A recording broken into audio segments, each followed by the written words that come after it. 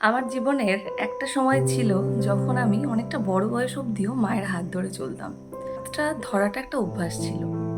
হাতটা ছেড়ে দিলেই কেমন জানি মনে হতো কেউ নেই আমার সাথে।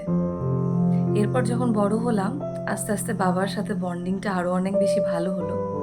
তখন বাবার যদি কোনো শারীরিক সমস্যা হতো, তখনই বাবাকে বলতাম, তোমাকে ছাড়া আমাদের কিভাবে চলবে বলো তো, একটু শরীরের যত্ন রাখো না।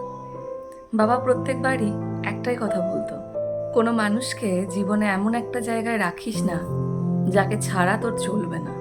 সত্যি আমাদের একলা চলাটা শেখা প্রয়োজন। কোনো মানুষকে জীবনে এতটাও প্রায়োরিটাইজ করে দেবেন না যে সে চলে গেলে আপনার ঘুরে দাঁড়ানোটাই প্রায় অসম্ভব হয়ে দাঁড়াবে। একটা জঙ্গলে যেমন অনেকগুলো গাছ পাশাপাশি বেড়ে ওঠে, চেষ্টা করুন একে অপরের পরিপূরক হয়ে বাঁচতে। কখনোই সেই পরগাছা লতার মতো হবেন না যে সেই গাছটা যদি পড়ে যায় তাহলে আপনিও তার সাথে সাথে ধূলিসাৎ হয়ে যাবেন। আজ পাশে আছে, কাল কেউ নাও থাকতে পারে। এটা ভেবে যত এগিয়ে যেতে পারবেন তত ভালো থাকবেন।